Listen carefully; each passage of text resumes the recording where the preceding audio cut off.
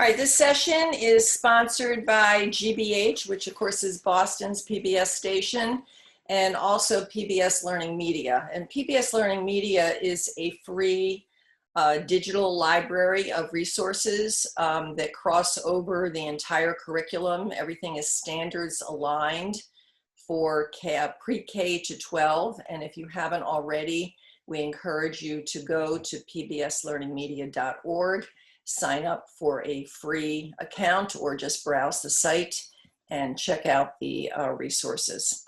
My name is Carolyn Jacobs. I'm with the Education Department at GBH. And just a little housekeeping, we are recording this session. We'll send out the link tomorrow to everyone who's registered, along with a couple of other links in a follow-up email. There is a survey. You'll have the link for the survey. And we ask you please to complete that so we can continue to do better and make our sessions more worth your time. We do take your comments very seriously. And after you complete the survey, you can download a certificate to acknowledge your participation in this evening's presentation. Only the presenters are on camera and have the mic. We invite you to chat with your colleagues and the presenters in the chat box, and you can also post questions in the Q&A. And we do have someone on staff, Angelica from GBH Education, who is monitoring those boxes. Our presenters, in the order of their presentations, we're going to start with Sue Wilkins, who's the Director of Social Studies Curriculum and Instruction here at GBH Education. Sue taught social studies high school level for 20 years or more, and in recent years she served as the education director at the International Museum of World War II in Natick, Mass. Also joining us is Alysha Butler, also a 20-year veteran social studies teacher and currently teaching U.S. history and African American studies in the District of Columbia Public Schools.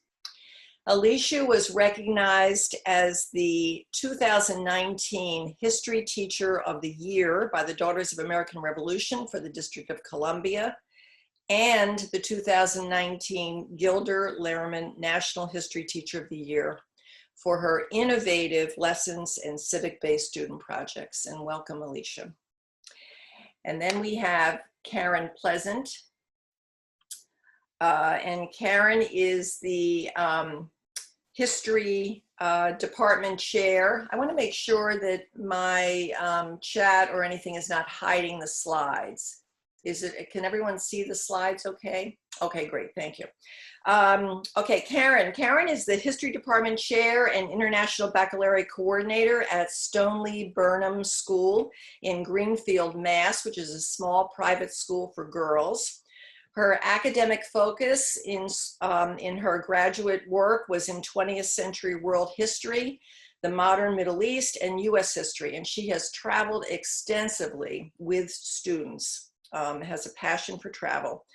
Out of school, Karen is the co-captain of the Paradise City Dragon boat team and an active member of the Franklin County League of Women Voters. And Karen is currently serving as one of our 16 2020-21 Educator Ambassadors. And welcome, Karen. Thank you. After Sue introduces us to some resources on PBS LearningMedia drawn from the recent American Experience broadcast, The Vote, Alysha and Karen will tag team to give us background on voting rights and teaching strategies, and then I'll come back on at the end. So I'm going to turn things over to Sue, and we'll get started. Great. Thank you, Carolyn. Welcome, everybody. Thank you for joining us this afternoon on what is definitely a busy day. I'm going to take a few minutes to share with you the resources we've created based on American Experience's 4-hour documentary, The Vote, and they are now available on the PBS LearningMedia site. For those of you who are new to PBS LearningMedia, what we do is work with some of the American Experience films, some of the Frontline films, and we create classroom-ready, standards-aligned digital media resources and support materials for you and your students. We obviously have to focus. This is a 4-hour documentary, and we are guided by creating resources that have useful curricular connections for you, and in this case in U.S. history, and by highlighting marginalized voices and underrepresented perspectives and stories. So with respect to the vote, here's what we have developed. The first resource that you see here is foundational in that it focuses on the Seneca Falls Convention. Each resource is built around an essential question, which you see here, and supporting questions. This particular resource has a 4-minute video excerpt from the vote, as well as what we call teaching tips, which are suggestions on how to use this in your classroom, and video viewing questions that you could easily turn into a handout for students if you so chose. Next.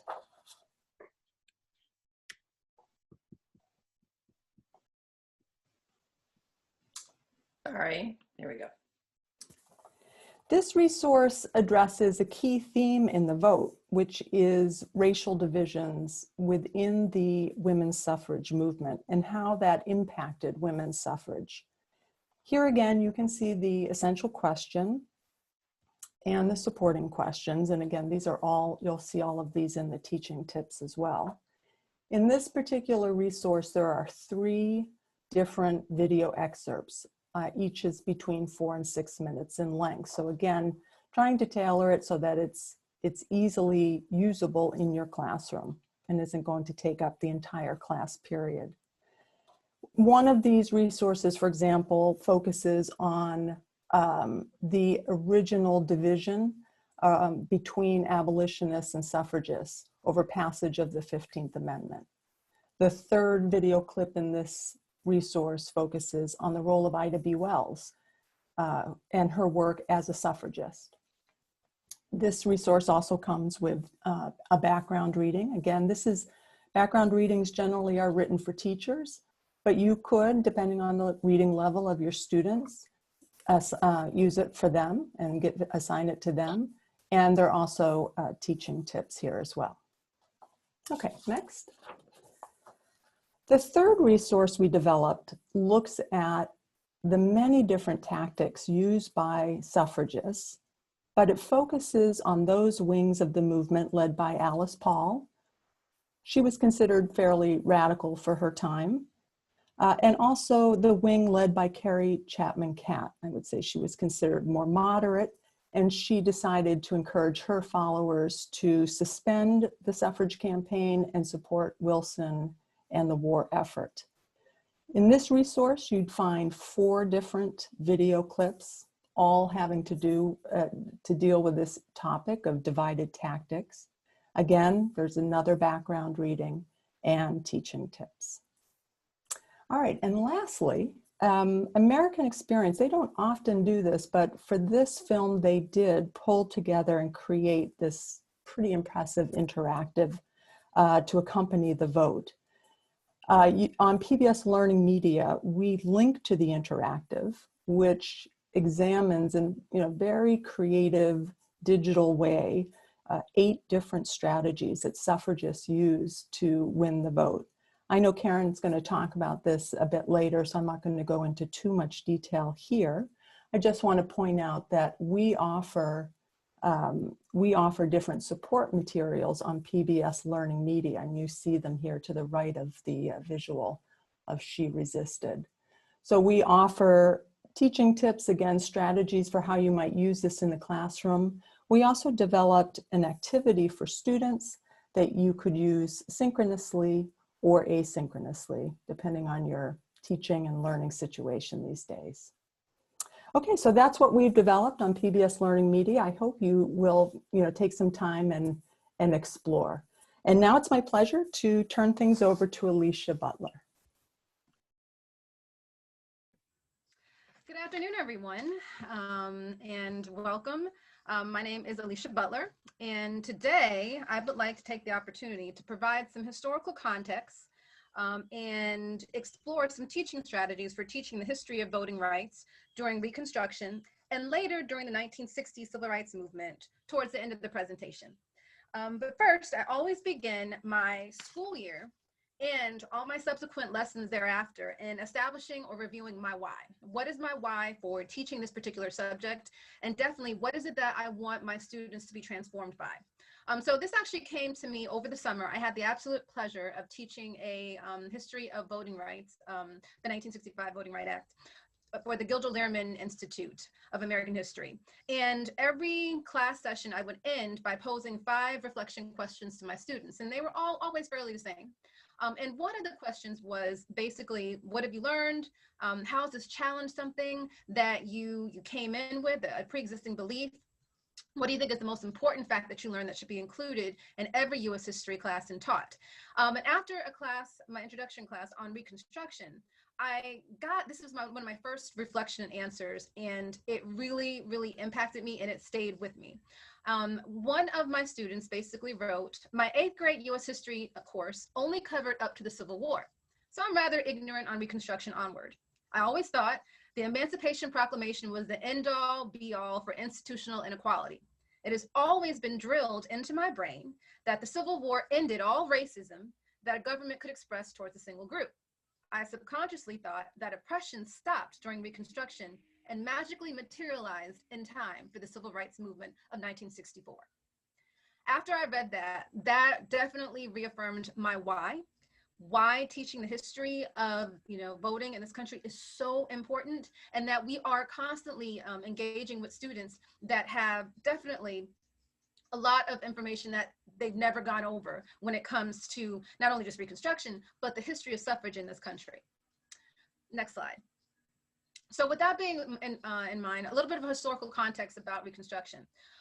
As we know, over 186,000 African Americans fought in the war. And according to the Supreme Court in the Dred Scott case, African Americans were still not even considered citizens when the war was over. The 15th Amendment was passed, and it basically provided the right to vote for African American men.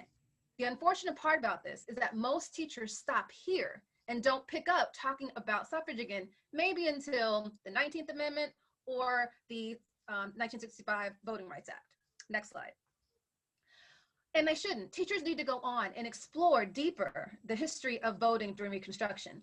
As a matter of fact, in 1868, over 500,000 African Americans cast ballots and helped to elect President Grant. In South Carolina, a Black majority was elected to the state legislature's lower house. People really could argue that democratic institutions became more representative of the U.S. as a whole during this period. Can we go on to the next slide?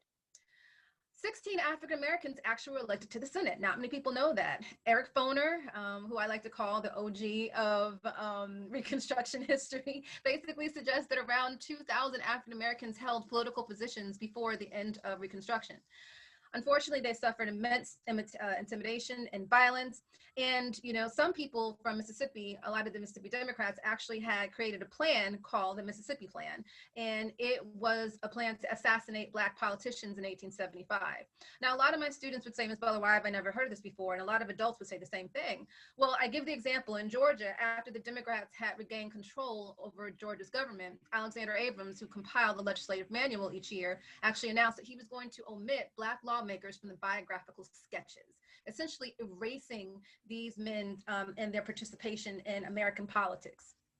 Next slide. As we all know, at the end of Reconstruction, it's 1872, Republicans were ready to move on from Reconstruction. They passed the Amnesty Act, which basically removed the voting restrictions from ex-Confederates.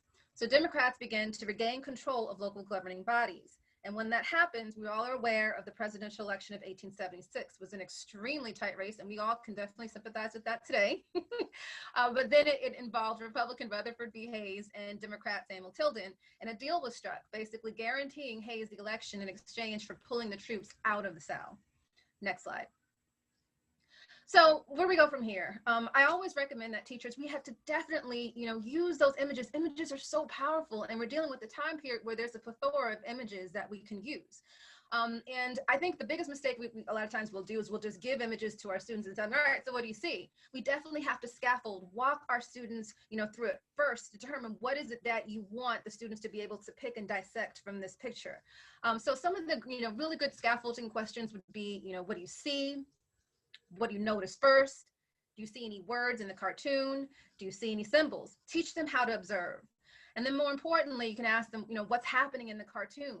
What was happening when it was made? Who do you think the audience is? What do you think is the author's opinion on the issue? And these two particular pictures that I actually chose were pictures that were very popular during Reconstruction. And what I basically had the students do is I had the students, analyze these pictures and what kind of predictions can you make about the consequences of the Compromise of 1876. And then once they do that, you're activating that higher, order thinking. You're asking them to make predictions, and then whatever information that you do cover thereafter, it'll mean something. It'll stick because the students, had to make their own predictions and analyze these powerful images so that they can do so. Next slide. Another thing I like to also suggest to teachers is use artifacts. There's so many, stemming back from Reconstruction. When we talk about the consequences of the election of the Compromise of 1876, we all know that after the troops were pulled out and the Democrats gained control, you had a lot of methods of disenfranchisement, like the poll tax, the literacy test, the grandfather clause. But let the students actually see artifacts. You can get a ton of these off of the internet. What you see on the screen right now is a poll tax receipt from Alabama, in which someone had to pay in order to be able to vote. Let the students see it so it means something. And then one of my all favorite strategies is to have the students take an actual literacy test. And, I'll give it to the students and I'll ask them, I'm going to give you 30 minutes on this, and I can let you even use a partner. How many of you all think that you could actually pass this test? Well, if you do, let's try it. Take it. See, and that really helps the students to sympathize, with people that fought for that right to vote and really put themselves in their position. And that's what it's all about. Next slide. Another thing I like to do also is use real life stories. Definitely using real life stories really makes it kind of come to life for these students. One of my very famous favorite, documents that I love to use is on the Gilder Lehrman's website. And it's basically of a man in a particular southern state. And he found this nailed to his door. He was African-American. And if you read the contents of the letter, it basically was a letter that was threatening him to make sure you better vote Democratic if you still choose to vote in the next election. And if you look at the letter, it also talks about how he's been watching him. It even details of, some of the activities that the person liked to do. The African-American was trying to vote. He told him at what time he would go, and he would go fishing, where he would go fishing, letting him know that we're watching you. And it basically talks about how the ghost of dead Confederates will make you pay with your life if you don't vote the way that I'm demanding that you do. And, once you give these students these real life stories, it really, really, it definitely comes to life, and you grab the students' attention. And not only that, they want to know more. In addition, the Colfax riot, a lot of people like to call it a massacre, which matter of fact, which really was, stories like this, it definitely just gets our students' attention and really makes voting come to life. Next slide. And then what I also like to say is that, we live in a day and age where there's no reason why not only can we not provide the artifacts, the real life stories, but look for real life stories that are in whatever area of the country that you're living in. For example, this was an article that came out 2 weeks ago in the Washington Post. I'm here teaching in DC about an African-American who was fighting for the right to vote after the Civil War. Some of the really powerful engagement questions that I like to ask my students is, what do you think you would have done? Okay, we need to kind of go, more past just what I want you to learn to be able to regurgitate on a test. Really, if you were put in that position, what would you do? What would you have hoped that you would have done? Tell me, why do you think these stories are important? And then most importantly for me, what I really love to do is definitely after I give these students these real life stories, these artifacts, these images, I ask them when we conclude with every lesson, how has this challenged or reaffirmed an existing belief you had about the history of voting rights? And more importantly, I always love to ask my students at the end of every lesson, what are you going to do with this information? Next slide. Also, don't forget to make those modern connections. I like to say that, by 1901, the number of African Americans serving in Congress had dropped from that 16 number that we had talked about in the beginning to 0. And that wouldn't rise again to a high of 6 until after 1965. And we all know that this period was the period that a lot of historians refer to as the nadirs, the low point of African American economic, political, and human rights. Next slide. I also, like I said, I like to bring in what's going on in 2020. I do talk about the fact that, current Congress is more racially and ethnically diverse for the 5th year in a row. That you've got over 435 total voting members of the House of Representatives, and a growing body of that are people of color. Next slide. But then we also have to be real and have to be honest with our students and acknowledge the fact that right now we only have a total of 3 Black senators serving in Congress. So we went from 16 to 0 to then 3.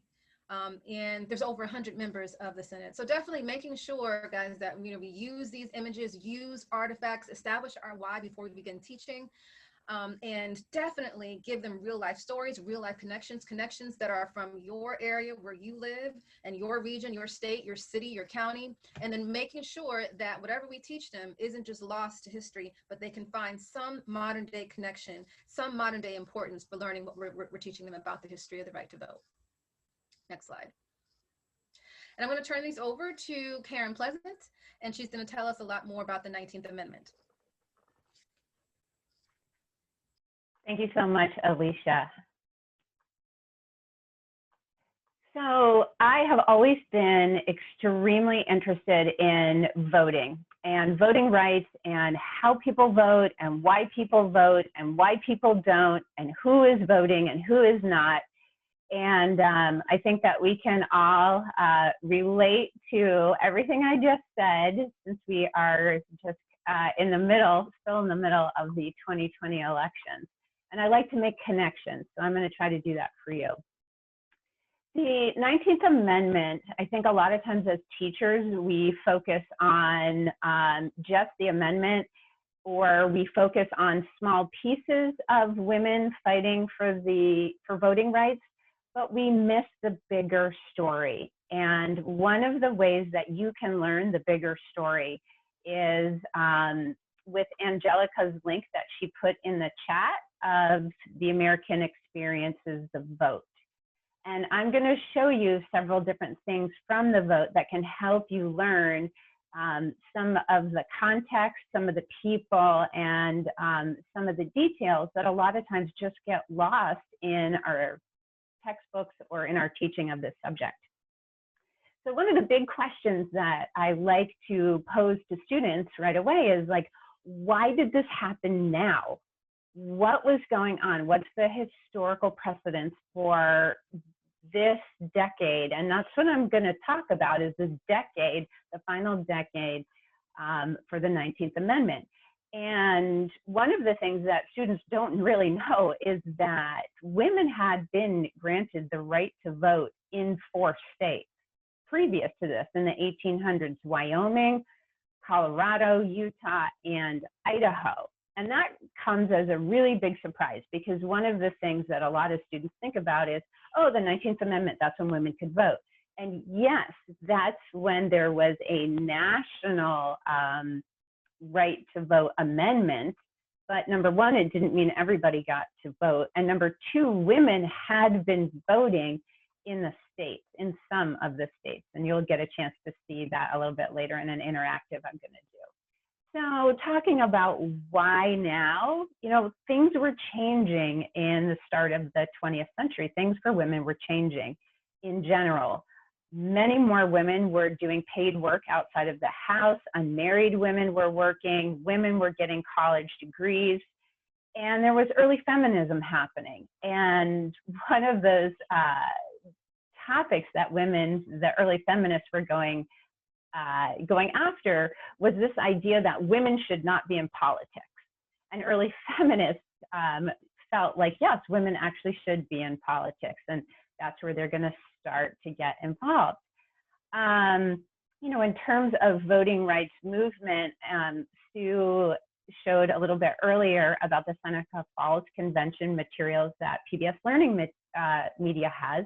And that would be a really good place to start, that it was back at that time in 1848 where there was a really significant movement towards voting. Next, oh no, yes, thank you.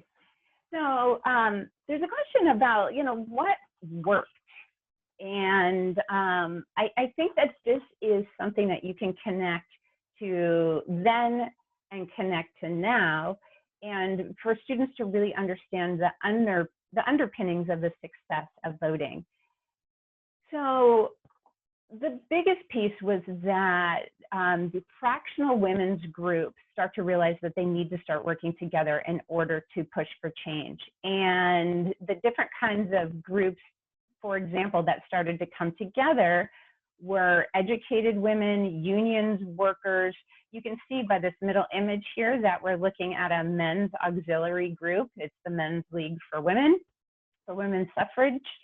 High society women were also brought into the fold because they were, they had money and they could back with finances this movement. To a smaller extent, and this is very well highlighted in the materials in the vote and the interactive I'm going to talk about. But to a smaller extent, Black women's groups were a part of this coalition. For example, New York's Equal Suffrage League of Brooklyn, for example, and people like activist Mary Churchill Terrell, who joined a group of picketers and stood in front of the White House in 1917.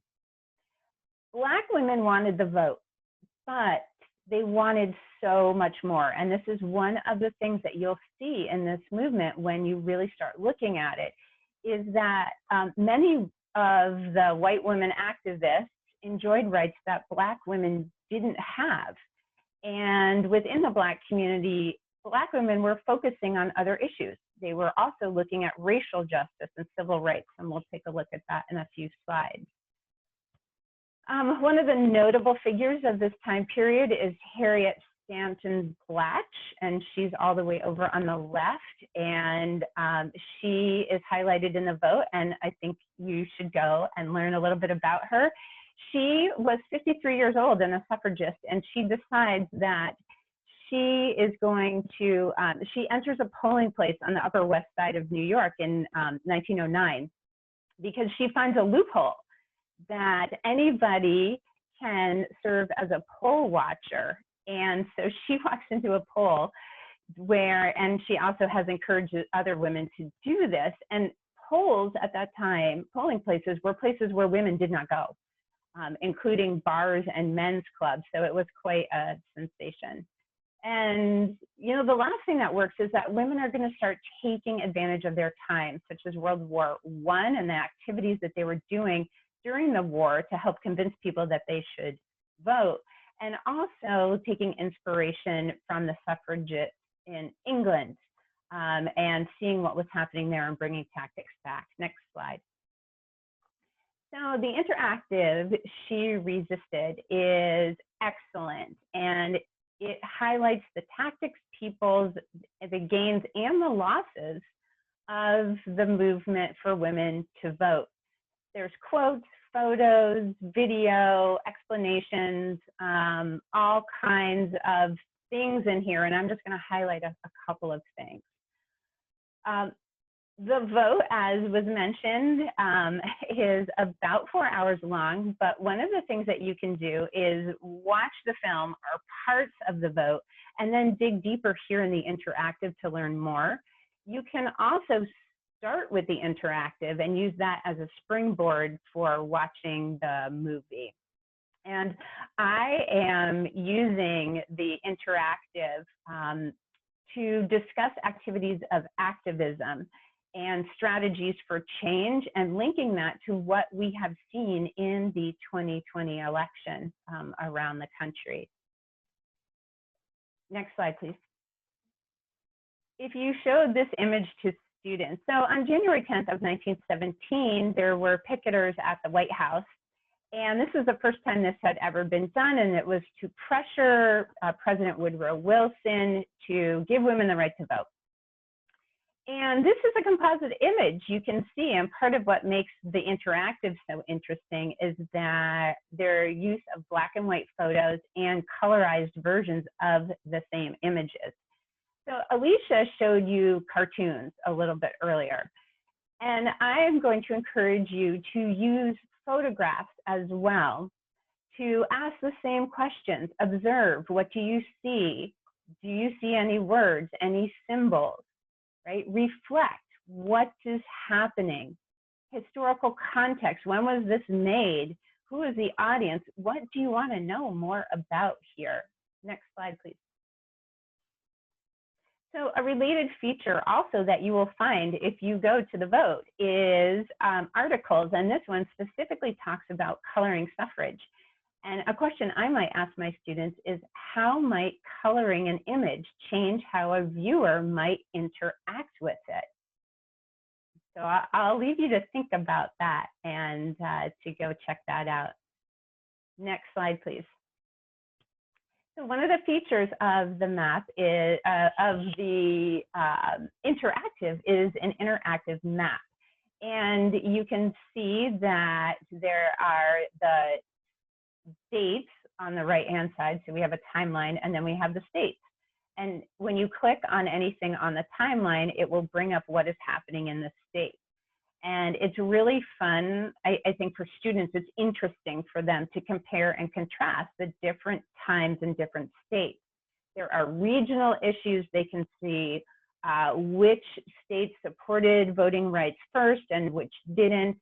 A really interesting note for yesterday, and I guess maybe today, is that in the ratification of the 19th Amendment, the first states to actually ratify that in June of 1919 was Illinois and Michigan and Wisconsin, 2 states that just need to be in the news today as well. And I would use this map really to have some national context of what was happening in this fight.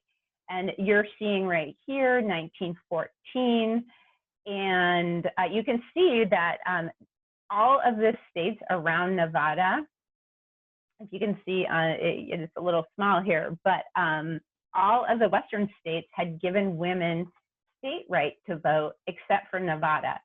And if you're curious to learn more about why that was, you look at this map and it makes you wonder. That's where the interactive really comes in. Is really interesting. Next slide, please. Another key feature of the interactive are what I refer to as the buttons. And each of these is a different focus relating to strategies of suffrage. And you can do a lot with these. There are, one of the buttons is on street speaking, one on propaganda, one on parades, one on conventions, and I'm going to highlight 2 quickly for you. Next slide. So one of the features with that little hand icon there is women's clubs and the role of women's clubs, particularly Black women's clubs. And they were really drivers of social change. And you can have your students, the one thing that you can have them do is go to the interactive and pick one of the clubs to do more research about. Or if you are in a major city, you can look and see if your city had Black women's clubs and what they were doing. And so that would be a really nice connection to your own area. And you can also focus on some key women in the clubs. And this is Ida B. Wells, which you've heard we have materials on PBS LearningMedia that can support the students learning more about her. And she is a really great example. She was a journalist and an anti-lynching advocate. And she was a major activist for Black women getting the right to vote. And she actually is the founder of the Alpha Suffrage Club, where in Chicago's 2nd Ward, they register 23,000 new voters. Last slide, please. Thank you. And then the last one that I want to highlight for you is the legacy of the fact that 29 million women were added to the voting population when the 19th Amendment passes. And, you know, understanding that the fight continues from that amendment. And the legacy really talks about what was won and what was lost and where we are today. My favorite part of this section is the section called The Inheritors. And these are pages of young voices of voters in 2020. And it really allows students to see themselves in the right to vote. And it's really inspirational. And I really think that students would be able to see themselves in this. There's so many more things I can share, but I hope that you go take a look at the interactive and the materials we have for you, and that you have some really interesting discussions with your students. Thank you.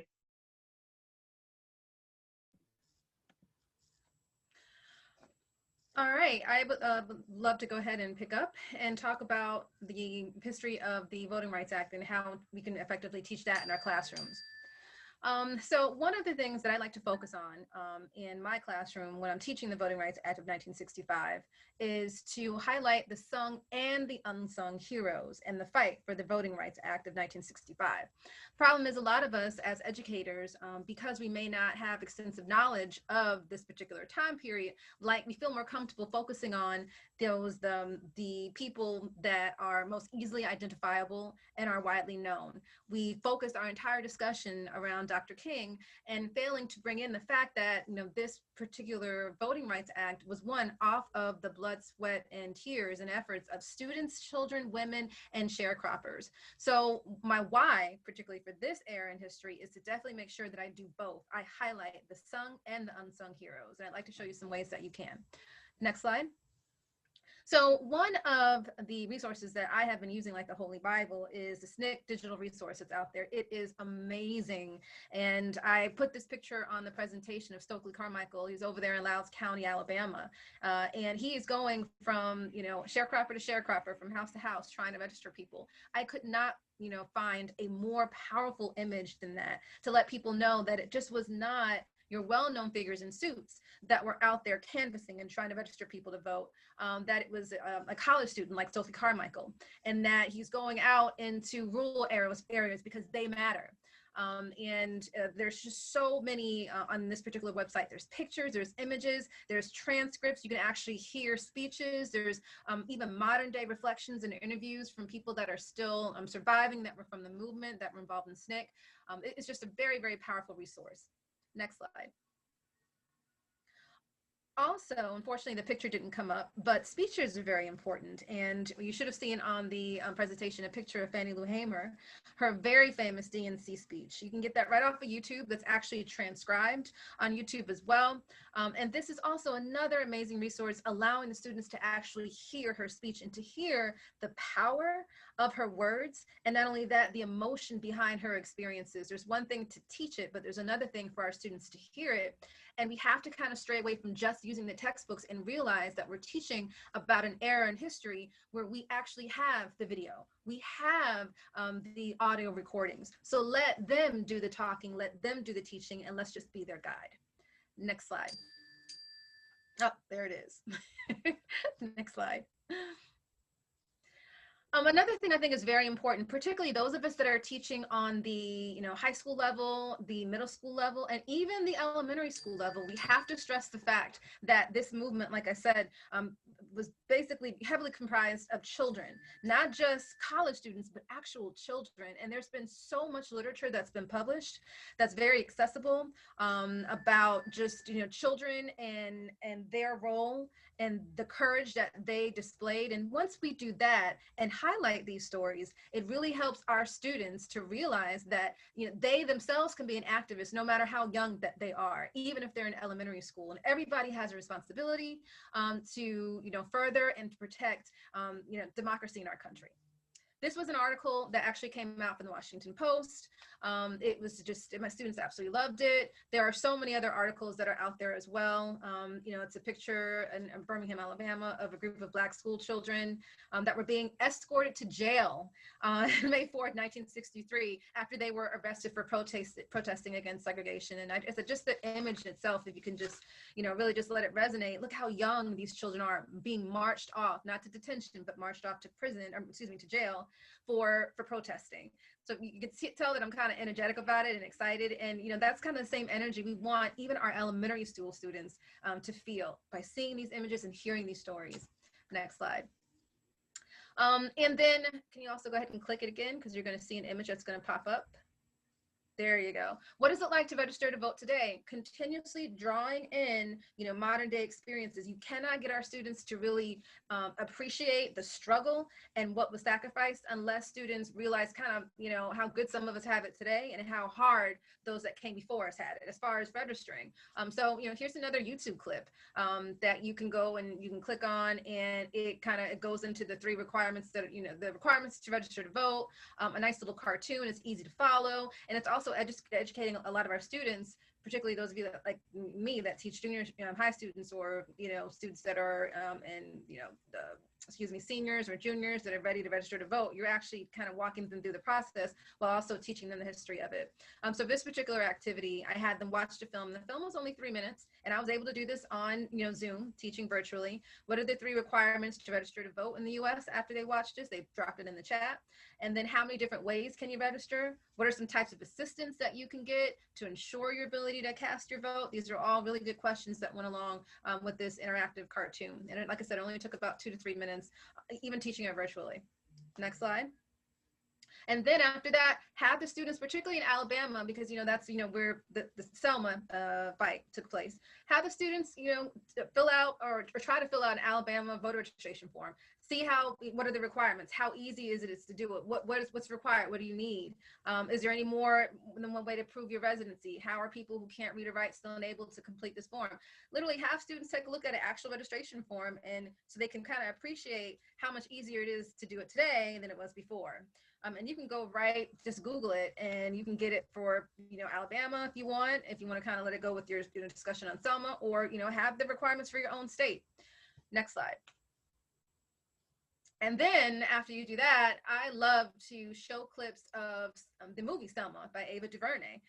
This is a clip of Annie Lou Cooper, who tried to register to vote, being played here by Oprah.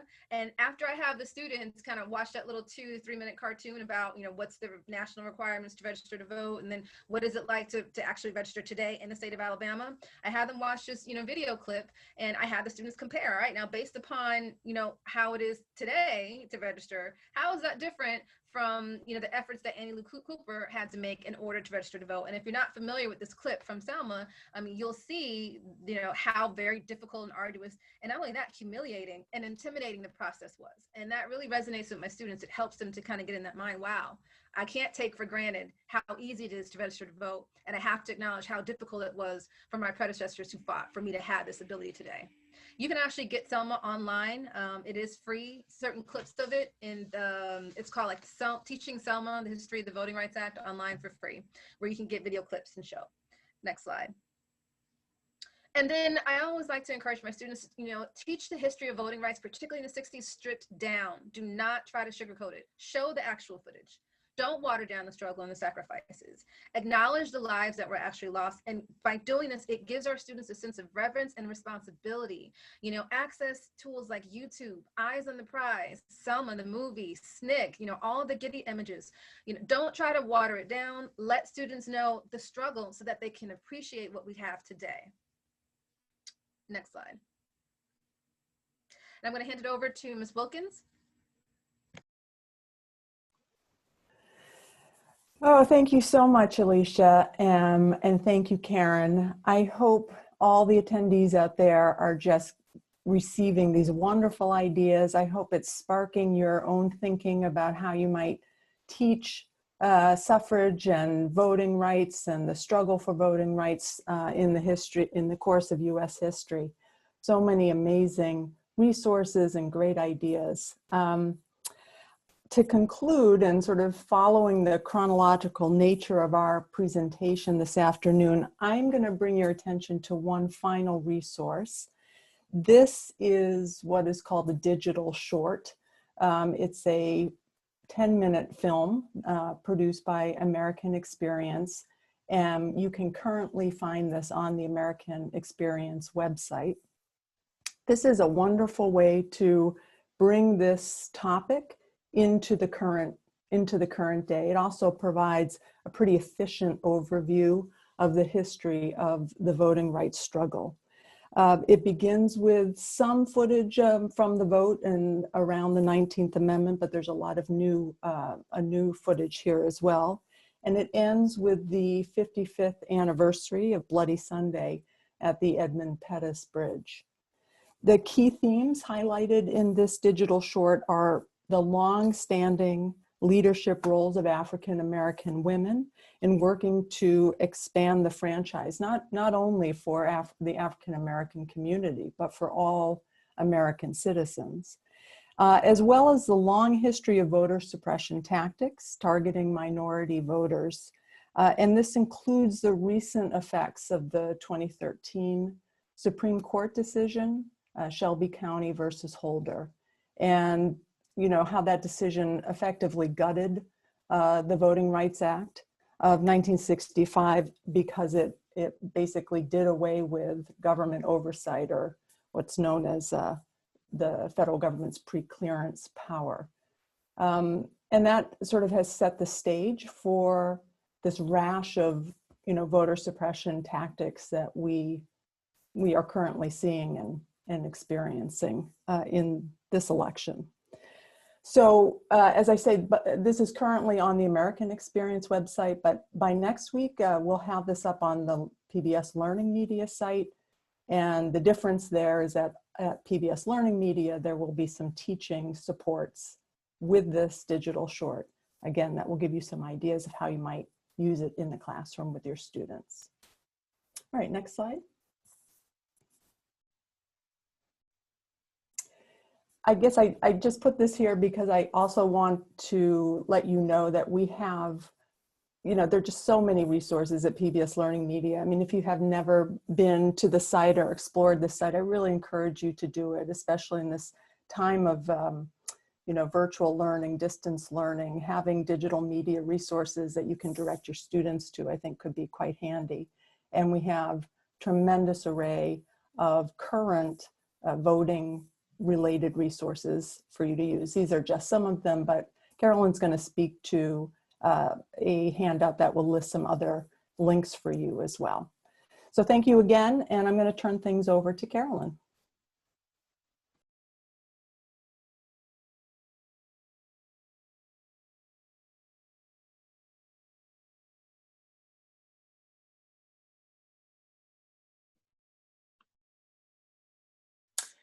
Sorry for the little blip there when you're sharing your screen with all the slides. Sometimes it's hard to get back the little navigation tabs. Anyway, here I am. Thank you very, very much, Alysha, Karen, and Sue. So we're winding down, and thank you all to all of you for being here. I just want, as a reminder, the resources that we have spoken specifically about are all available on pbslearningmedia.org, a free website. We encourage you to go there, and you'll find a wealth of other things. These are just some examples of 3 other collections of resources on the site that are of interest to social studies teachers. Of course, American Experience and Frontline are both GBH produced programs, and we work with those programs and create teaching resources that are all published on PBS LearningMedia. And then Life During the World War II is another very different and innovative kind of collection of resources that has nothing to do with a program on television. So there's a wide variety of resources to check out. We run a lot of webinars in the education department, and we have coming up Another session, part of this New England Regional Social Studies Conference, Teach McCarthyism and Its Relevance Today, another very timely topic. And you can go to the NERC website where you went for this session to register, or if you have any issues finding that, whatever, you can always email me. Life During World War II, Using Artifacts to Understand History, is a webinar that we're running in conjunction with NCSS, the National Social Studies Conference, which they have a wealth of sessions. I know Alysha is a presenter there on some other sessions. And we're doing 3 presentations. One of them is similar to the one that you just experienced, and then these other 2, Life During World War II and Teach with Frontline is another one we're running. Teach with Primary Sources, to Tell Diverse Stories, is not associated with the conference. Just by virtue of being here and being on our email list, we will send out notices of all of these events and give you the registration links if you're interested. We always record everything, send out the recording link afterwards, which we will do tomorrow in a follow-up email. In addition to that, you will also have a link, and excuse me, and I think Angelica has already put this in the chat, but she can do it again, to a resource document that is specific to this webinar. So we've tried to give you some of those links that, for example, Alysha mentioned, the YouTube clips, as well as the resources on Learning Media, all in one document. So that's available to you. And we also are sharing the slide deck with you. Excuse me. And that link Angelica can post, and that will be in the resource document you get tomorrow. Oh, before I leave that slide, this is where we post all of the recordings to all of our webinars. So if you go to the GBH Education YouTube channel and you click on videos, some of them are also in playlists, you'll find a whole index of our recorded webinars. Please follow us and involve us in your social media sites. We're very active as GBH Education. And here is the survey link, a very quick survey again that our research department has created. And at the end of the survey, you can download a acknowledgement, a certificate that you participated tonight if you would like to. So thank you for doing that. Okay, the other thing, Angelica, if you want to post in the chat, it's on the resource document, Karen and Alysha's email, which they're generously sharing. And then I'm your contact if you have any questions about upcoming events, how to find something, a link doesn't work, whatever. You are welcome to email me at carolyn_jacobs@wgbh.org. All right, so unless there are questions in the chat or in the Q&A, now we have a couple minutes before I'd like to close out and let everyone get on to their dinner hour and watching the returns. Otherwise, we will just leave the chat open for another minute or so, and then wish you all a lovely evening and good luck to all of us.